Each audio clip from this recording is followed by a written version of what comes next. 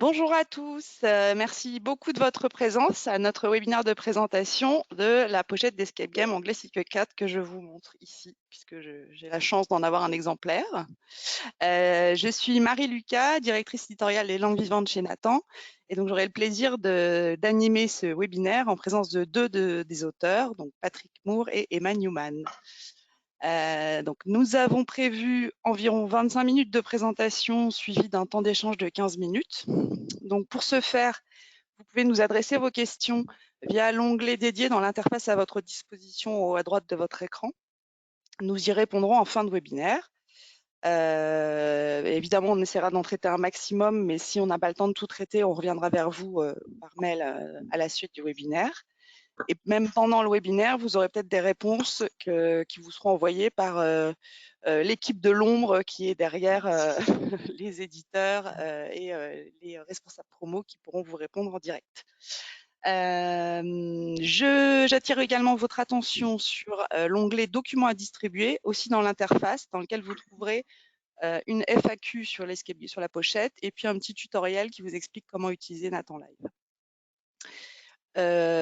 Quoi d'autre? Oui, pour les personnes qui seraient connectées en audio uniquement. Alors, sachez qu'une présentation de la pochette est déroulée à l'écran, donc il est préférable, si vous en avez la possibilité, de vous connecter en visio.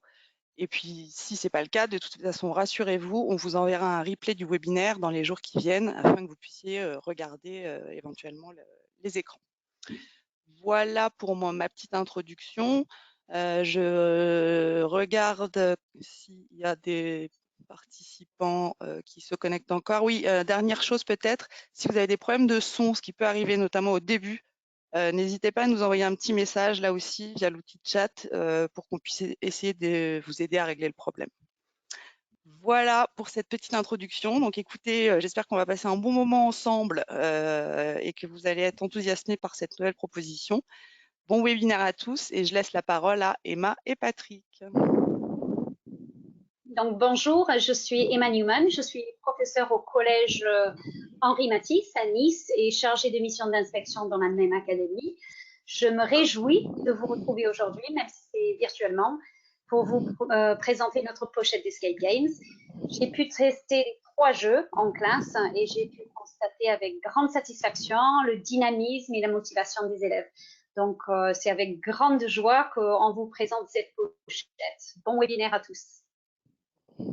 Très bien. Bonjour, moi je suis Patrick Moore, je suis professeur d'anglais dans un collège dans les Pyrénées, à Bessades-sur-Lez dans l'Ariège, et voilà, je suis formateur dans l'Académie de Toulouse. Alors tout comme Emma, j'ai travaillé sur ce projet pendant 1 an. C'était passionnant à élaborer et passionnant à faire fonctionner quoi, et puis ensuite à voir fonctionner en classe. Donc tout comme Emma, je suis très très fier de vous montrer à quoi on est parvenu. Merci à tous les deux d'être là en tout cas. Alors pour commencer Patrick, est-ce que tu peux nous dire ce qu'il y a dans cette pochette? Très bien, donc dans cette pochette Escape Games anglais cycle 4, on a 3 jeux en fait, qui se déclinent assez facilement selon les 3 années du cycle. On a un premier jeu pour les 5e, qu'on a calibré sur le niveau 5e, qui s'appelle Trapped in a Scottish Castle. On a un jeu calibré pour le niveau 4e, qui s'appelle Who Done It on the Titanic, et un pour le niveau 3e, qui s'appelle Keep Calm and Beat the Blitz. Avec ces jeux, vous trouverez également un guide pédagogique qui facilite la prise en main des jeux. L'idée, c'est justement de faire quelque chose qui fonctionne facilement et qu'on peut rapidement prendre en main sans se préparer pendant des semaines à l'avance.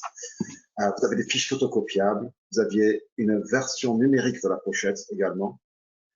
Alors, chacun des 3 jeux, maintenant, est construit autour de 6 posters du format A3. Un poster par groupe de joueurs. En fait, tout est conçu pour diviser sa classe en 6 groupes. Les posters contiennent des documents de texte ou photos. Dans la plupart des cas, des documents authentiques qui sont le fruit de nos recherches, qu'on a trouvé au cours de nos recherches, des zones actives à scanner avec une tablette ou un smartphone qui renvoie vers des audios ou des vidéos. Il y a également dans la pochette 6 feuilles de route photocopiables Donc là, ce sont des feuilles de route. C'est ce qui va permettre aux élèves en fait de prendre leurs notes, de fonctionner par essai-erreur et de décrypter les énigmes. Donc 6 feuilles de route photocopiables, une par groupe et donc une par poster. Et ensuite, il y a une fiche de mise en commun qui permet de résoudre l'énigme finale et de clore collectivement le jeu. Voilà, il y a une phase où les élèves travaillent en groupe et ensuite il y a la phase où tout est mis en commun à la fin et de façon collaborative, on résout l'énigme. Donc voilà, pour remettre pour répéter les choses un petit peu, quoi, le matériel permet de diviser sa classe en 6 groupes de 4 ou 5 joueurs. Chacune des équipes explorant un des posters en résolvant les énigmes sur sa feuille de route avant la mise en commun collective. Cette mise en commun collective permettra la résolution finale. Le guide pédagogique permet à l'enseignant d'avoir une vue d'ensemble. Voilà, les élèves, eux, vont fonctionner à tâtonnement, par essai-erreur. Avec cet outil, le prof pourra voir un coup d'œil où aller chacun des groupes dans sa progression vers la résolution finale. Donc voilà, le guide pédagogique permet à l'enseignant d'avoir une vue d'ensemble pour accéder aux solutions de toutes les énigmes en un seul coup d'œil.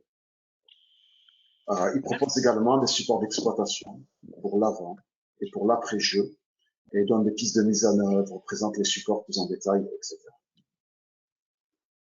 Merci beaucoup, Patrick. Donc, effectivement, là, ce que vous avez à l'écran, c'est la grille de réponse en un coup d'œil qui vous est fournie pour tous les jeux de manière à vous faciliter la tâche quand vous mènerez les jeux. Ma deuxième question, Emma, porte sur le concept. Non, c'est Patrick ou Emma et Patrick ou Patrick, je ne sais plus. En quoi ces jeux sont des escape games? Alors, voilà. Il nous semble que ces jeux répondent à ce qu'on attend d'un escape game, puisqu'il s'agit de jeux en équipe, avec 4 ou 5 joueurs par équipe, des jeux qui se déroulent dans un temps limité. Voilà, il y a un chrono, il y a un espace-temps pour résoudre ces énigmes. Ici, le temps correspond à une séance de classe, c'est-à-dire on se donne entre 45 et 50 minutes. Il y a un défi à relever, s'échapper dans un jeu, trouver un coupable dans un autre, arriver à évacuer les enfants hors de l'ombre pour le troisième. Il y a un univers d'immersion propre à chaque jeu. Voilà, on a veillé à ce qu'il y ait des apports culturels riches et vraiment des documents authentiques à explorer. Et on sait aussi que ces jeux, enfin, quand on a travaillé dessus, on sait qu'il y a des gens qui s'y connaissent plus que nous au départ. Mais on a découvert, on a essayé de vraiment montrer l'essentiel. Je pense en particulier au jeu du Titanic, par exemple, où tous les personnages qu'on a rencontrés dans le jeu sont des vrais passagers du Titanic. Il y a un scénario. Les élèves deviennent des acteurs de l'histoire qu'ils découvrent. Il y a des énigmes à résoudre. Alors, les énigmes résolues permettent d'avancer dans le jeu et de passer d'un palier à l'autre, de passer d'une étape à la suivante. Et ces énigmes à résoudre sont de différents types. On n'est pas dans le cadre de consignes scolaires ici, d'exercices. Voilà, on a des exercices de fouille, des exercices de manipulation, des exercices de logique ou de réflexion, des déchiffrages de code, c'est-à-dire des choses qui font appel à autre chose que ce qui est traditionnellement travaillé en classe. Il y a des instructions d'unité. On n'a pas de consignes à proprement parler. On fait appel à l'intuition et à l'essai-erreur pour avancer. Effectivement. Et dans ce cadre-là, je trouve que c'est vraiment très adapté à une démarche actionnelle puisque on est vraiment motivé à avancer. Emma, est-ce que tu peux nous en dire plus sur le déroulement type qu'on a adopté pour les jeux, s'il te plaît? Oui, avec plaisir. Alors, ce qu'il faut savoir au début, c'est qu'on n'a pas prévu une séance seulement consacrée à l'escape game. Donc, tout va commencer dès le visionnage du teaser. Alors, vous allez voir tout à l'heure le teaser, donc j'en parle pas trop longtemps, mais ça va être une petite vidéo qui va mettre l'eau en bouche pour ceux qui va suivre. Et après, donc, ce teaser va plonger l'élève dans un univers anglophone.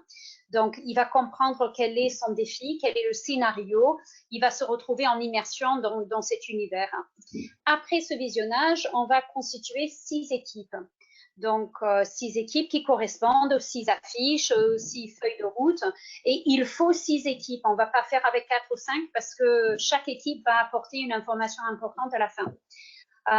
C'est au professeur de veiller à la constitution des groupes parce qu'il faut au moins un élève moteur dans chaque groupe. Et du coup, au moins un élève. Du coup, c'est vraiment au professeur de faire attention au groupe.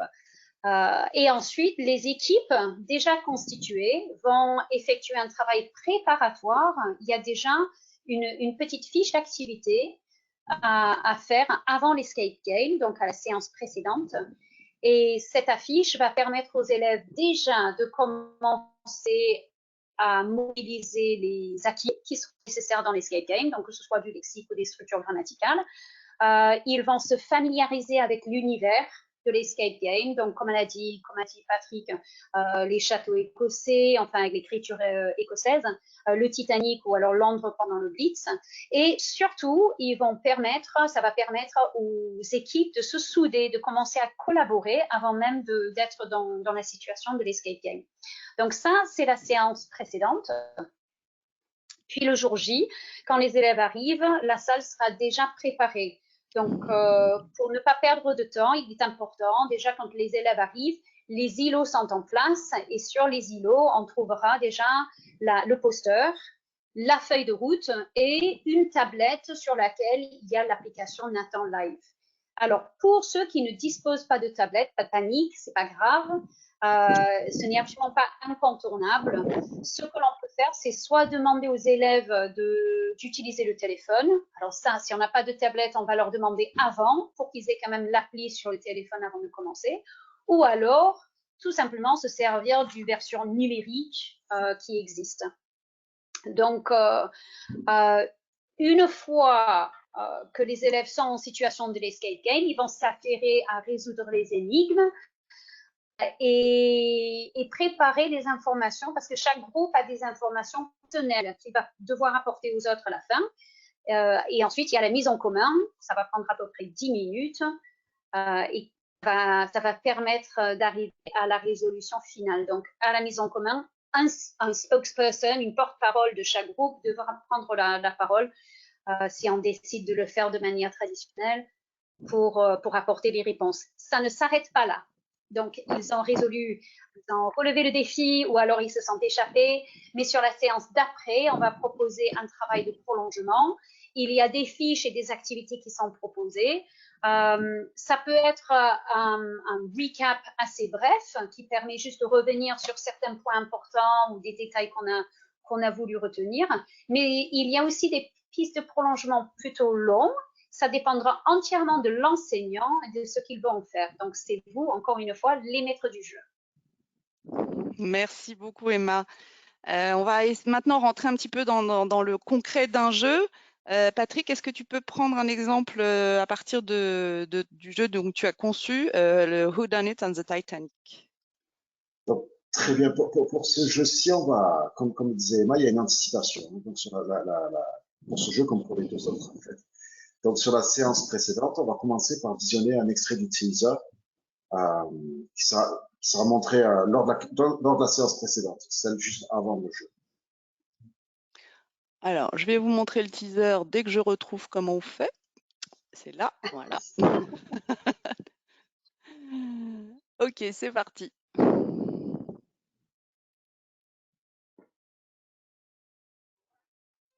The day is April the 14th, 1912.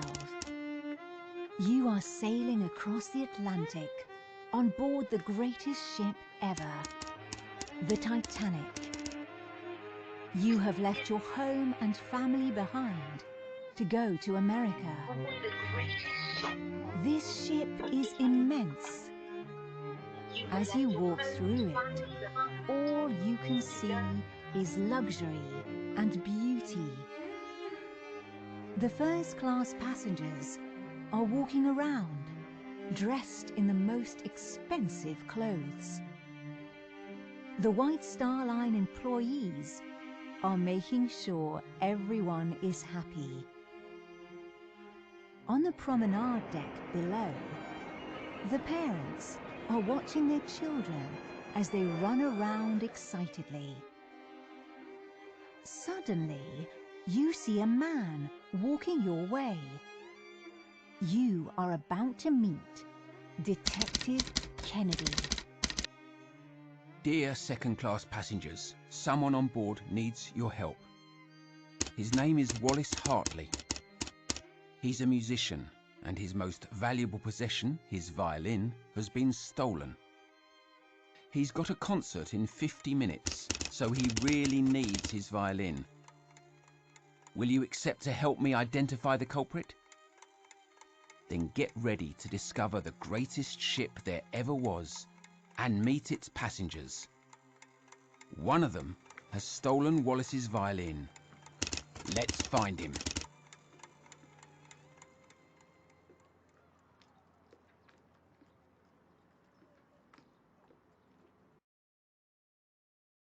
Voilà, donc Très bien. pour le teaser.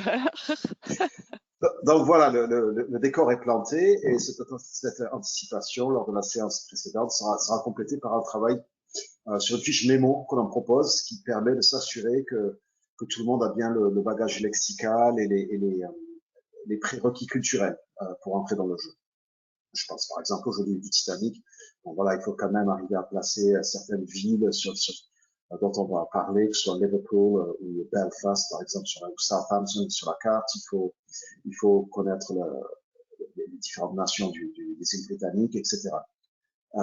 Donc tout ça se fait la séance précédente. Le jour du jeu, on se retrouve en classe. Et là, nous allons détailler le fonctionnement d'un poster en particulier. Voilà. Donc ce poster est le poster dédié au groupe numéro 1 sur les 6. Et si on le regarde, donc les 4 ou 5 élèves sont regroupés autour de ce document taillé à 3.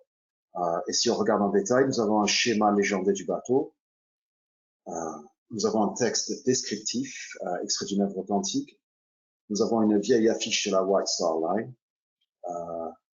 Une vieille carte postale des chantiers Harland & Wolff de Belfast. Une ancienne photo du Guarantee Group, qui était un groupe d'ouvriers embarqués à bord. Et nous avons également, qui fonctionne avec ce poster, une feuille de route.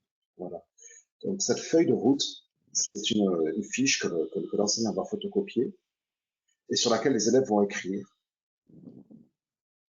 résoudre les énigmes, griffonner, etc. Voilà, c'est autour de cette feuille de route que le travail se fait, avec des allers-retours sur le poster.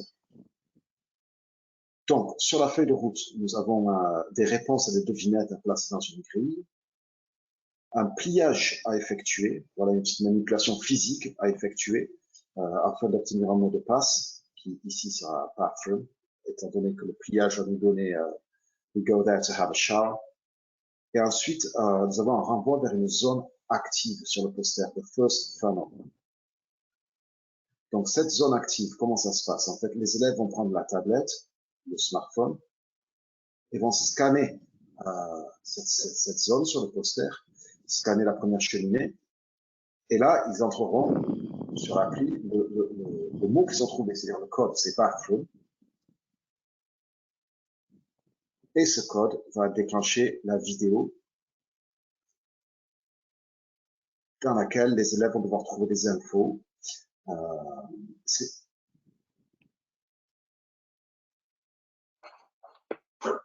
Allô?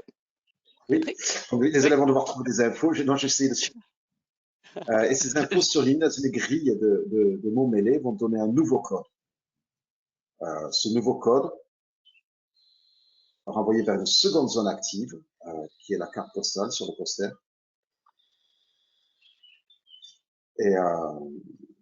Et ensuite, il y aura une suite de nombres à compléter. Donc, la carte postale du chantier naval. Et donc là, nous aurons un audio, nous aurons une suite de nombres à compléter et une fiche d'infos au final concernant le coupable, également à remplir à l'aide d'un document qui sera obtenu en cours de jeu. Très bien. Ainsi, en fin de parcours, le groupe 1 aura obtenu l'info suivante. The culprit is dressed as a weight. Donc ça permettra d'éliminer certains personnages dans la galerie de portraits projetés ou distribués en fin de jeu. Donc là, je vous l'affiche, hein, c'est la fiche de mise en commun, effectivement, qui permet de résoudre l'énigme finale. Voilà. Donc, the culprit is dressed as a waiter. Le groupe 1 aura trouvé ceci. Ça permettra d'éliminer un certain nombre de personnages dans la galerie de portraits projetés. Et chacun des 5 autres groupes, bien sûr, aura obtenu une info différente. Et la mise en commun de toutes ces infos permettra d'identifier le coupable et donnera accès à l'explication finale sous forme d'une vidéo de victoire. Je sais pas si... Je passe pas à la vidéo, hein, mais là, voilà, là, on accède à la vidéo de victoire. Hop. Voilà. Donc voilà, donc ce qu'il faut voir, c'est que pendant ce travail-là, évidemment, les élèves tâtonnent, expérimentent, explorent, c'est le but du jeu. Hein. Le prof, lui, par contre, est un recul, il est omniscient, il est le seul à avoir une vue d'ensemble et dispose des moyens de savoir exactement où en est chaque groupe dans sa quête. Et ce qui lui manque au groupe pour la mener à bien. Ceci grâce à 2 outils qui se trouvent dans le livret pédagogique, le poster pas à pas dans le guide pédagogique, et la fiche récapitulative, toutes les réponses en un coup d'œil. Super, merci beaucoup Patrick. Emma, est-ce que tu peux faire un focus sur les apports culturels et langagiers des jeux, parce qu'il ne s'agit pas de jouer pour jouer. Oui, alors forcément, on joue pour le plaisir, pour la motivation, mais on joue aussi pour apprendre. C'est quand même du jeu sérieux, on va dire. Donc, sur les 3 jeux, le premier, donc Trapped in a Scottish Castle, les 3 jeux sont pour le cycle 4, mais on a ciblé plus ou moins un jeu par niveau de classe. Donc, Trapped in a Scottish Castle va plonger les élèves dans l'univers fantastique des légendes écossaises. Ils sont au sein du célèbre château Island Dornan, en Écosse, donc le château de Highlander, et les créatures mythiques qu'ils vont rencontrer sortent d'authentiques légendes écossaises. Voilà, c'est de la tradition orale et toutes les informations qui sont attribuées aux créatures dans les légendes qui sont exposées sont fidèles. Voilà. Donc, pour s'échapper, puisqu'il s'agit vraiment de s'échapper du château et du maléfique Kelpie qui leur bloque la sortie, ils devront mobiliser des connaissances et des compétences. Alors, par exemple, le lexique qu'ils devront mobiliser lors du jeu, on va avoir le portrait physique et moral, les adjectifs de personnalité, les parties du corps, on va avoir des pronoms interrogatifs. Et puis, au niveau des structures grammaticales, on va surtout avoir be, have, le présent simple, le présent bipucing et le schéma interrogatif. Donc, ça correspond à vraiment un début de 5e. Ça peut être une façon, dès le premier trimestre, de mettre les élèves dans le jeu sérieux, dans l'escape game, de les motiver dès le premier trimestre. Et d'ailleurs, j'ai l'intention de le tester même avec une très bonne classe de 6e en fin d'année, là, au mois de juin. Donc, je verrai bien comment ça passe. Mais en tout cas, pour une classe de 5e, c'est vraiment très abordable. Et au niveau culturel, donc forcément, il y a beaucoup de prolongements qui sont possibles, soit par l'Écosse, les châteaux, les traditions, la géographie, ou alors avec d'autres pays qui sont riches en légendes. Donc, je pense à l'Irlande, au pays de Galles, en l'Angleterre aussi. Et il y a beaucoup de projets interdisciplinaires qui sont possibles avec le PS, avec les arts plastiques, avec le français aussi, en prolongement de tout ce qui se fait sur les contes et légendes. Après le deuxième jeu, donc Who Done It on the Titanic, donc on a prévu plutôt pour une classe de 4e. Et comme disait Patrick tout à l'heure, seul le coupable et les détectives sont fictifs. Tous les autres personnages étaient à bord du Titanic et existaient vraiment. Tous les documents qui sont proposés, c'est-à-dire les affiches, les photos, les menus, les photos, sont authentiques, ce sont des documents authentiques.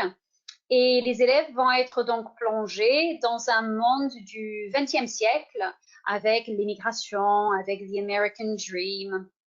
Donc, dans un univers certainement qu'ils connaissent à partir du cinéma. Ils vont être amenés à mobiliser le lexique des métiers, des descriptions physiques, de la nourriture, des pièces. Et puis, au niveau de la grammaire, ils vont avoir le superlatif et bien sûr le prétérit. Donc, ils auront besoin de tout ça pour mener à bien leur mission. Et puis là aussi, les possibilités de prolongement sont très nombreuses, soit avec le cinéma, soit avec la littérature. Et on pourrait même vraiment imaginer une séquence tout autour du Titanic. Voilà, ça plaît beaucoup aux élèves aussi. Et puis dans le troisième jeu, qui est Keep Calm and Beat the Blitz, là, on est plutôt sur une classe de troisième. Ça colle parfaitement avec le programme d'histoire-géographie, d'ailleurs. Et les élèves vont être plongés dans le Londres de la Seconde Guerre mondiale et surtout dans l'opération Pied Piper, donc l'évacuation des élèves, des enfants, cette évacuation massive qui s'est faite même avant la déclaration de guerre, parce que ça a commencé le 1er septembre 1939. Et on va suivre une famille donc d'enfants qui doivent être évacués de Londres. Là aussi, les connexions donc avec le programme d'histoire géo sont absolument, ça saute aux yeux, c'est évident. On a des possibilités, par exemple, d'appuyer une séquence sur The Blitz, de prendre des sujets pour l'oral du DNB et de travailler des projets interdisciplinaires. Voilà, donc c'est un jeu de classe de troisième. Merci Emma. Alors, je pense que bon nombre des enseignants qui nous écoutent aujourd'hui ont très envie de jouer, mais ce ne sont pas forcément des spécialistes des escape games. Est-ce que vous pourriez leur expliquer comment et pourquoi insérer des jeux dans la pratique de classe? Oui, je vais bien m'en charger. Très bien. Donc, au-delà des activités d'anticipation et des pistes de prolongement proposées dans l'équipe PEDA, les escape games pourront être utilisés. Moi, je vois trois usages en fait, dans trois façons de s'en servir.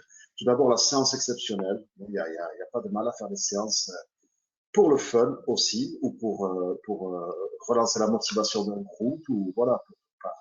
Donc, la séance exceptionnelle, les jeux ont été conçus pour se suffire à eux-mêmes, c'est-à-dire qu'ils sont réalisables dans une plage horaire correspondant à une séance, et on peut faire une activité décrochée avec ces jeux parfaitement. Si à un moment donné, voilà, on sent qu'on a besoin de mobiliser les élèves, que les élèves ont besoin de changement, voilà. Ensuite, ça peut également être l'activité phare d'une séquence élaborée autour du thème. Comme le disait Emma, Keep Calm and Beat the Blitz. Bon, beaucoup d'entre nous, au collège, on travaille là-dessus en troisième, sur le Royaume-Uni pendant la Seconde Guerre mondiale. Donc, dans ce cas, donc, une séance de débrief, à mon avis, ce qui serait dommage, voilà, c'est ça, ce qui serait dommage, si c'est l'activité phare d'une séquence, c'est qu'il y a beaucoup de supports très riches de documents authentiques qui ne sont vus que par un des groupes. Voilà. Chaque groupe travaille sur des supports différents. Donc, à mon avis, je sais pas, moi, c'est comme ça que je le vois. Si c'est ça, si le jeu est une séance au cœur d'une séquence sur le thème, on donnera quand même l'occasion aux élèves d'aller explorer, de découvrir ce sur quoi on travaille des autres. Et enfin, ça peut également être une activité d'introduction. Voilà, souvent, je sais pas, on a 2 ou 3 façons de démarrer des unités, et c'est bien de démarrer une unité d'une façon différente. Et je trouve que l'idée d'explorer comme ça, pas à pas, sans être forcément guidé, et de se construire petit à petit son landscape là, culturel sur la notion, ça peut être une très bonne manière de rentrer dans le thème de nouvelles unités. Merci Patrick. Alors, une autre question par rapport à la mise en œuvre en classe. Qu'en est-il du rôle et de la place de l'enseignant donc avant, pendant et après le jeu? Ça, je crois que c'est pour toi, Patrick, celle-là. Ah, ok. Donc, la place de l'enseignant, pas de problème. Pour que les élèves deviennent pleinement acteurs du jeu, en fait, l'enseignant va devoir s'effacer. C'est ça, il faut apprendre à s'effacer dans ce type d'activité. Take the back seat, comme on dit en anglais.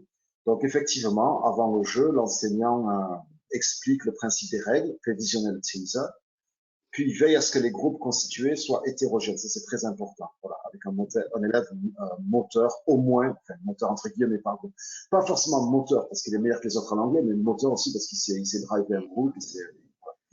Voilà. Donc, ça donnera au prof l'occasion de vérifier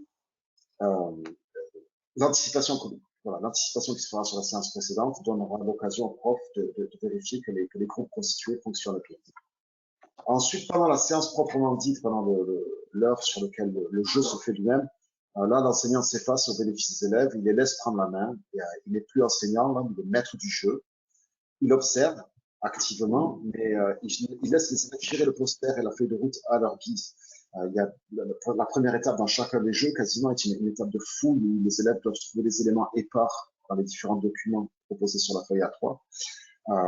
Donc ça peut être déstabilisant pour certains élèves, mais il faut laisser, je pense, ce petit temps d'hésitation et avant que les choses se mettent en marche et que l'élève développe sa propre stratégie. Ensuite, le prof, bien sûr, reste présent pour circuler dans la classe, éventuellement aider ou guider les équipes en cas de besoin. En général, soit dans un rôle de facilitateur, soit de maître du temps aussi, quand le temps est compté, donc c'est lui qui rappelle comme il reste. Voilà.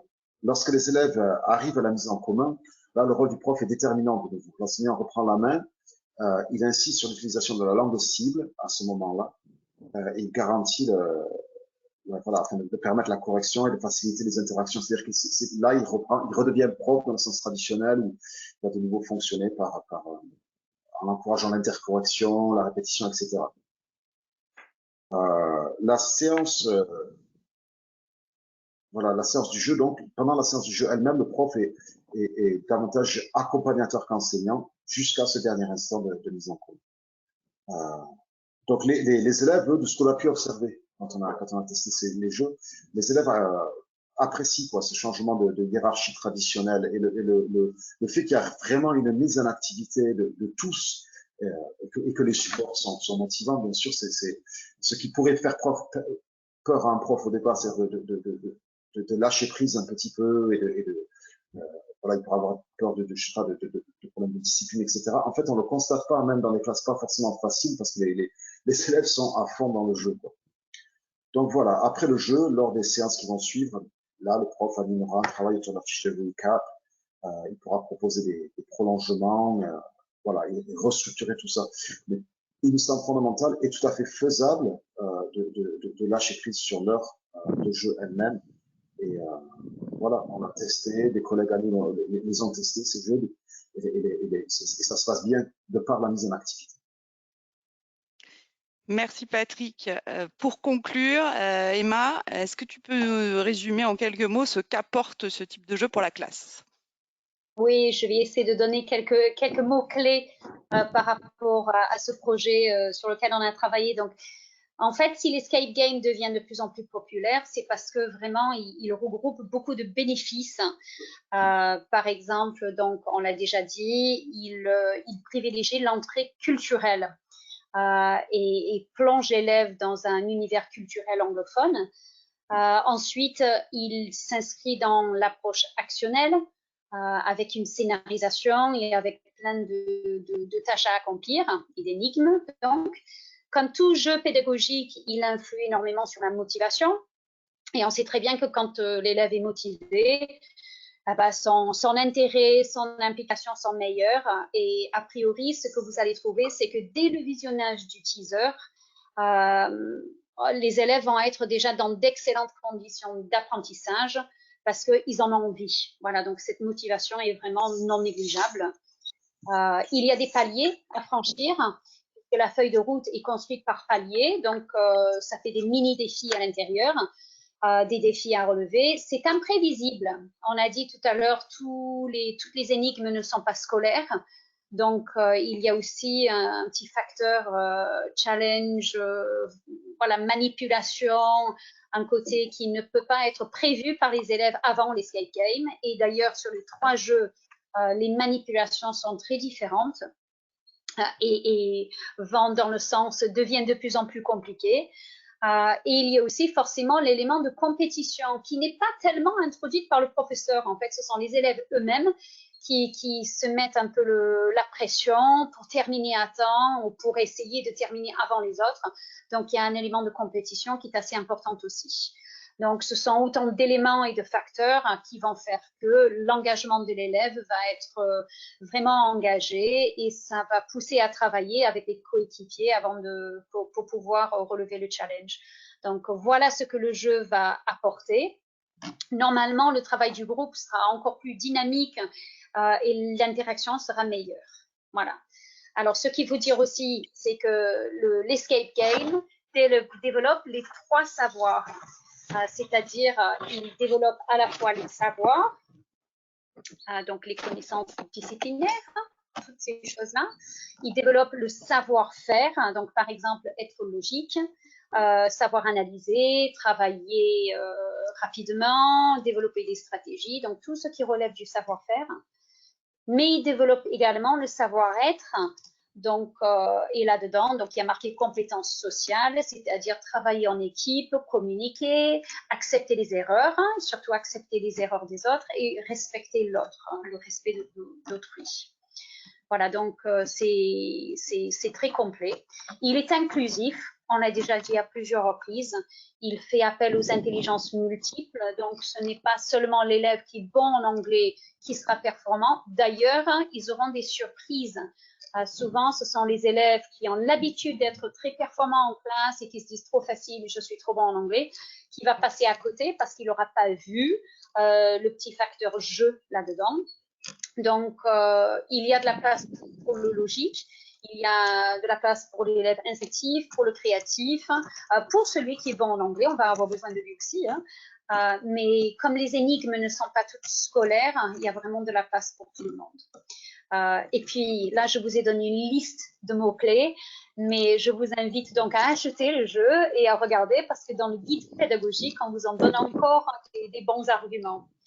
L'essentiel, vous l'aurez compris, c'est que l'escape game est une opportunité de travailler, de faire travailler un groupe, donc d'abord de souder un groupe, et ensuite le groupe classe autour d'un défi, voilà, autour d'un projet, d'un univers et d'un défi. Et à la différence des escape games numériques, qui sont très à la mode, qui sont très appréciés, ici, par contre, ça va nécessiter un vrai travail d'équipe. Donc, les enfants qui vont interagir, ce qui va demander une concertation et une collaboration entre eux au niveau du groupe et ensuite du groupe classe. Et c'est vrai qu'avec la crise sanitaire que nous traversons, toute activité pédagogique qui permet de remettre les élèves en activité entre eux, sans les figer devant les écrans, parce que je n'ai rien contre les écrans, mais ils y ont passé beaucoup de temps depuis un an, ça devient une activité encore plus appréciée et appréciable à la fois pour les élèves et puis pour nous les professeurs aussi. Ça fait du bien de les mettre au travail ensemble en interactivité. En tout cas, les tests qui ont été menés en classe ont été très positifs, y compris pour des élèves qui ne sont pas très motivés par l'anglais en temps normal. Et on va vous en parler certainement dans les questions, on vous donnera un petit retour de nos tests, mais ce qu'on espère, c'est que vos élèves vont apprécier les jeux, qu'ils vont prendre plaisir à jouer et surtout à apprendre et qui vont relever les défis avec succès. Super, merci beaucoup Patrick, merci beaucoup Emma. Donc on a été un peu plus long que prévu, mais j'espère que vous, a priori, vous êtes toujours là, donc c'est très bien. Je vais juste terminer avant de prendre les questions, parce que je veux pas oublier remercier chaleureusement vraiment les auteurs qui ont travaillé sur ce projet, mais également toute l'équipe chez Nathan, parce que ça a été un gros boulot, mais on est très très content du résultat. Donc maintenant, je vais vous mettre à l'écran, pendant que je lis les questions, quelques-uns des verbatims des élèves qui ont testé les jeux.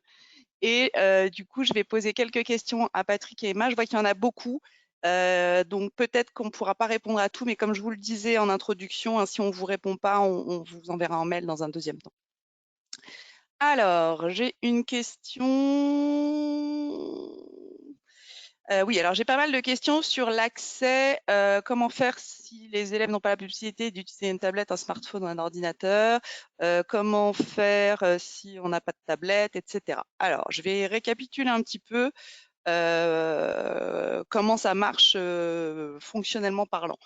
S'il n'y a aucun support numérique, ni tablette, ni ordinateur, ni téléphone, là, c'est pas possible parce que vous avez des documents audio et vidéo et qu'à un moment, il faut que les élèves puissent y avoir accès.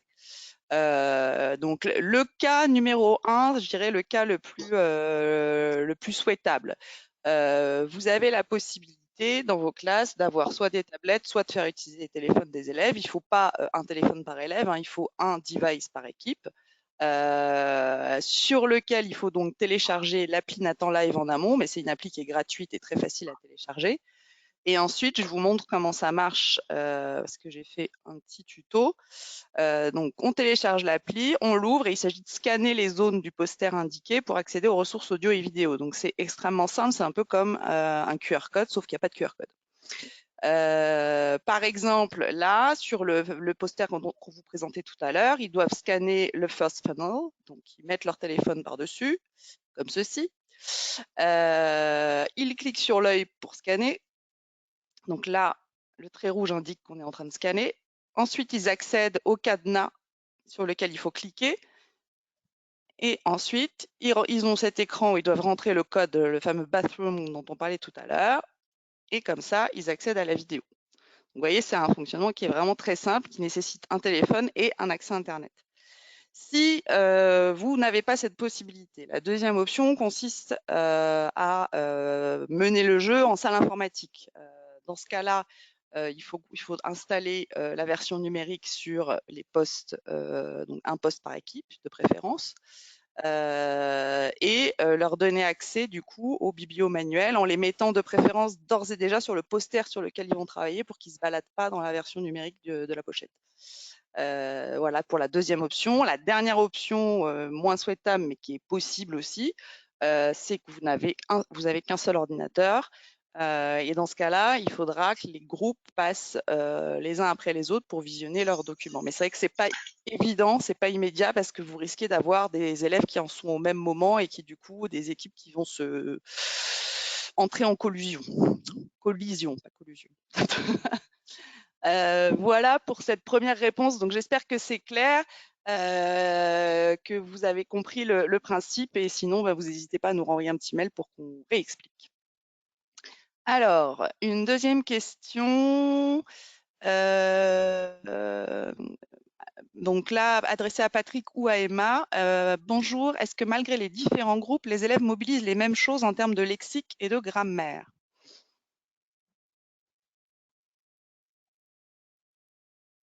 Emma, on t'entend plus? Alors, je peux répondre Ah, déjà voilà. pour mon jeu qui était Champion Scottish.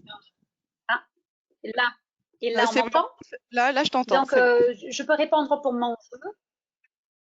Alors, pour mon jeu qui était Trapped in a Scottish Castle, ils auront besoin en tout cas des mêmes champs lexicaux et des mêmes structures, hein, puisque dans tous les jeux, les légendes seront différentes, les créatures seront différentes, mais on fera appel aux mêmes champs lexicaux. Et je pense que dans les autres jeux, c'est pareil. Les structures vont revenir, mais ils n'auront pas exactement les mêmes informations. C'est justement ça le but d'avoir 6 posters différents et d'avoir une mise en commun. En fait, notre souci, c'était, on voulait avoir toutes les activités langagières sollicitées, hormis l'expression écrite.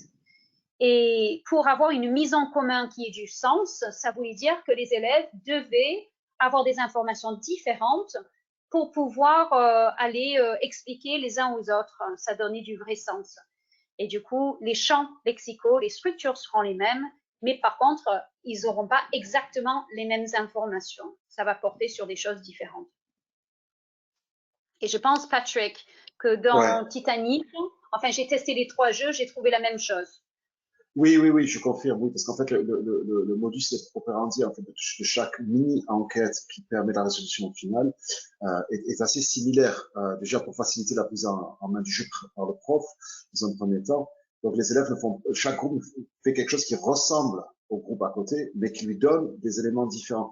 Donc effectivement, il y aura des éléments de lexique, par exemple, différents découverts dans le même champ lexical, ou sinon, les structures syntaxiques, elles sont les mêmes, mais avec sur l'axe vertical des mots différents dessus. Merci à tous les deux. Alors, une question corollaire de celle-ci, est-ce que les posters sont de difficulté équivalente ou certains sont-ils plus difficiles à résoudre que d'autres? Pour moi, dans les 3 jeux, les posters sont de difficulté équivalente. Il n'y en a pas qui soient plus difficiles. Il peut y avoir une activité sur un poster qui est un peu plus difficile, mais ensuite, il y aura une autre activité plus facile. Donc, tout s'équilibre. Pour moi, ils sont tous vraiment à égalité. Ouais, voilà. Après, il y a une part d'imprévu aussi dans le jeu, c'est-à-dire qu'effectivement, ils ont été conçus pour être des difficultés équivalentes. Mais par exemple, on parlait tout à l'heure des différentes types d'intelligence qui sont sollicitées par le jeu. Et c'est vrai qu'à un moment donné, pour résoudre une énigme, dans chacun des posters, il y a un petit truc physique à faire, soit un pliage, soit construire un cercle, un certain diamètre, quelque chose. Et le groupe qui aura bloqué sur cette phase-là, évidemment, aura moins de temps pour résoudre les énigmes suivantes. Euh, c'est peut-être celle qui arrive après, donc se retrouvera dans une situation plus stressante et plus contraignante. Et donc là, des énigmes qui au départ étaient conçues pour être d'un niveau équivalent deviennent plus difficiles. C'est pour ça aussi qu'on a conçu l'espèce de fiche, là, le poster en un coup d'œil, pour que le prof puisse à un moment donné faciliter la chose pour un groupe si vraiment il est en train de stagner et de ne pas s'en sortir du tout sur l'énigme. Merci, merci. Je suis désolée, hein, j'ai l'air de pas vous écouter, mais c'est parce que je lis les questions en parallèle. Je suis très, très attentive d'habitude. Alors, j'ai plusieurs questions sur le nombre de séances. Donc là, j'en ai une, c'est si je comprends bien, il faut 2 ou 3 séances. L'autre, c'est est-il possible de garder la mise en commun pour la séance suivante? Donc là, je vous laisse répondre, puis je compléterai peut-être. Allez-y. Le nombre de Euh, séances. Enfin, alors, le jeu lui-même est conçu pour contenir dans une séance. Voilà. ouais. L'anticipation, elle peut durer. Tout dépend de l'importance que vous voulez donner à cette, à cette activité dans votre progression. L'anticipation peut simplement prendre un quart d'heure sur la fin de la séance précédente ou toute l'heure si vous voulez construire une anticipation plus complète. Voilà. Ensuite, pour ce qui est de décaler la mise en commun sur la séance suivante, on peut effectivement le faire. Tout est possible. On peut le faire. Dans ce cas-là, on demande aux élèves de bien conserver leurs notes, etc. Mais moi, j'y vois un écueil dans le sens où voilà, c'est vraiment le moment. Enfin, il y a une espèce de tension vers ce moment-là. Et de le décaler, en fait, on casse un peu la dynamique du jeu, à mon avis. Voilà. Mais après, chacun met sa face comme il l'entend. Après, je pense que cette question, ça rejoint aussi peut-être des questions qu'on s'était posées sur et si je sens qu'ils vont pas y arriver dans les 50 minutes. Donc là-dessus, ce qu'on s'est dit aussi peut-être pour les premières fois où vous essayez ou si vous n'êtes pas super à l'aise avec ça. Emma, comment tu as fait avec ta collègue là justement? Tu peux expliquer peut-être la co-animation que tu as menée? Oui, parce que c'est vrai que pour des gens qui n'ont jamais fait d'escape game, ça peut sembler, voilà, il peut y avoir des obstacles ou surtout on se sent pas à l'aise au début. Et puis, je vais être très honnête, même si ce sont nous qui avons élaboré ces jeux, moi, quand j'ai découvert le jeu de Patrick, quand j'ai découvert le jeu de Catherine, donc qui n'est pas là cet après-midi, mais qui a travaillé avec nous en groupe et qui a élaboré le jeu, quand je les ai découverts, je n'étais pas passée par les mêmes étapes qu'eux de préparation. Donc, c'était comme pour vous, quand vous allez découvrir ces jeux. Et du coup, la première chose à faire, forcément, c'est bien se préparer, bien regarder. Vous verrez dans le guide pédagogique, il y a une double page par poster. Donc, c'est vraiment, tout est expliqué. Vous n'allez pas avoir besoin de vous compliquer les choses. Tout est écrit. Et en plus, comme Patrick a montré tout à l'heure, il y a une feuille avec toutes les réponses en un coup d'œil. Et surtout, ce serait peut-être pas mal, si vous achetez la pochette pour l'établissement, d'inviter une ou un collègue ce jour-là. Alors, a priori, un professeur d'anglais, mais pourquoi pas une autre langue ou même une autre discipline, parce que la démarche, quelle que soit la matière, est la même. Et faire ça ensemble pour qu'il y ait deux personnes en co-animation qui circulent dans la salle et qui, en cas de panique, peuvent se demander l'un à l'autre. En tout cas, voilà, j'ai testé une fois avec une collègue et ça a été chouette de tester avec elle et de voir quels pouvaient être les obstacles pour les élèves et de mieux comprendre le fonctionnement ensemble. Merci Emma. Oui, et moi je sais aussi que là j'ai une personne qui va le tester en classe, qui est prof de français, qui va le tester avec sa collègue prof d'anglais. Et ce qu'elles ont fait, c'est qu'elles ont réuni leurs 2 heures qui sont à la suite. Donc voilà. Et si vous avez peur de cette dimension de timing, il y a des possibilités éventuelles pour s'organiser. Je vois une question, que faire si aucun groupe ne trouve les réponses? Alors là, c'est que vraiment on a mal fait notre travail. Alors, que faire dans ce cas-là, hein? Vous nous écrivez un complaint letter. Non, non, je pense sincèrement, bon, évidemment, il faut veiller à la construction de la constitution de chacun des groupes, mais ils trouvent, enfin, c'est justement pour ça qu'on a testé, qu'on a retesté ces jeux, c'était ce genre de choses qu'on voulait éviter, quoi. Il faut que ce soit, voilà, on a vraiment conçu pour que ce soit un challenge, mais que ça reste faisable. Et je pense que vous êtes, enfin, voilà, c'est un cas de figure qui serait vraiment difficile à imaginer, quoi. Voilà. Mais sachez aussi qu'effectivement, alors qu'il ne trouve aucune réponse, ça semble effectivement improbable. Mais justement, c'est le guidage qu'on vous propose dans le guide pédagogique, les fameuses doubles pages, le poster pas à pas. Vous avez des idées de relance ou d'indices à donner à certains groupes si vous voyez qu'ils sont à la peine et qu'ils vont moins vite que les autres. C'est là le rôle justement du maître du jeu, hein, de tourner dans la classe et éventuellement d'aider à débloquer certains groupes qui iraient moins vite. C'est là, ce qu'on détaille dans le livret pédagogique, c'est la technique du nudge, quoi. C'est-à-dire que le petit truc qui permet de mettre sur la voie. C'est ce qu'on conseille de faire. Alors, si je peux, il y a juste quelque chose qui a été remarqué, c'est que dans les groupes, en fait, très souvent, ils vont demander à la personne la plus faible d'être secrétaire de séance parce qu'ils se rendent compte que la personne, voilà, comme ça, a une tâche. Et en fait, il peut y avoir des problèmes parce que la personne qui est secrétaire peut faire des erreurs d'orthographe qui vont avoir un impact sur les codes à rentrer. Donc, si vous pensez qu'ils n'ont pas trouvé les réponses, allez déjà vérifier l'orthographe.